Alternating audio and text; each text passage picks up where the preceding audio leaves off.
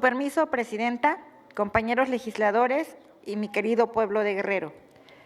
Nos remontamos en la historia al año 1789, en cuanto a la Asamblea Nacional Constituyente francesa aprobara la Declaración Universal de los Derechos del Hombre y del Ciudadano, que sentara la base para que en 1948 se creara la Declaración de Naciones Unidas. En el marco normativo nacional, nos remontamos al siglo XIX, ante la iniciativa del abogado constituyente Ponciano Arriaga de San Luis Potosí, cuando impulsó la Ley de Procuraduría de Pobres en 1847, que fuera el antecedente a la creación de la Comisión Nacional de Derechos Humanos, que buscaba la defensa de los sectores vulnerables y la denuncia ante la autoridad y una inmediata reparación sobre cualquier exceso, agravio o atropello a la esfera jurídica del ciudadano. La evolución legal en materia de derechos humanos, por su carácter de progresividad, el 28 de enero de 1992 fue elevada a rango constitucional, adicionando el apartado B del artículo 102 de la Constitución Política de los Estados Unidos Mexicanos.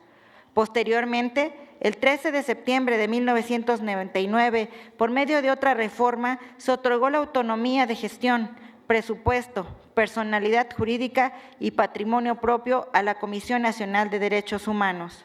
Nombrar en la historia de los derechos humanos dos nombres que han sido plasmados en los dos edificios principales de la Comisión Nacional de los Derechos Humanos. Dos juristas importantes, el doctor Jorge Carpizo, quien fuera el que elaboró el proyecto de ley orgánica, y gracias a él se incluyó en el texto constitucional la figura que se encarga de proteger los derechos de los ciudadanos, resolviendo sus inquietudes.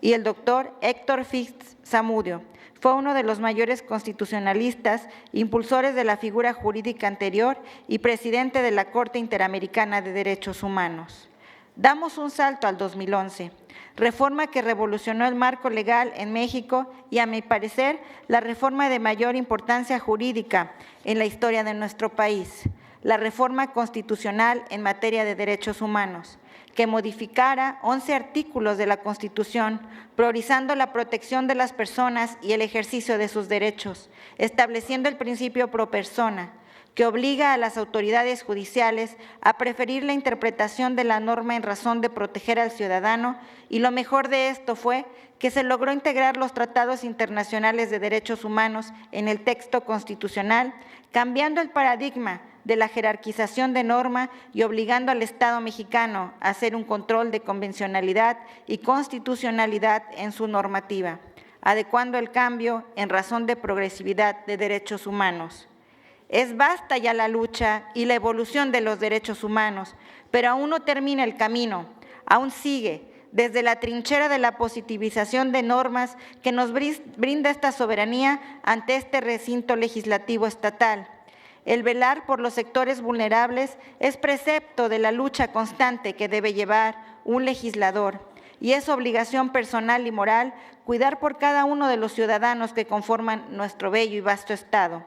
Se conmemoró el Día Internacional de los Derechos Humanos. Ante esta tribuna se dicta lo que el pueblo pide, una legislación acorde a la progresividad y al principio pro persona en razón de derechos humanos, pues un derecho no es algo que alguien te da, sino algo que nadie te puede quitar. Es cuanto. Muchas gracias. Muchas gracias.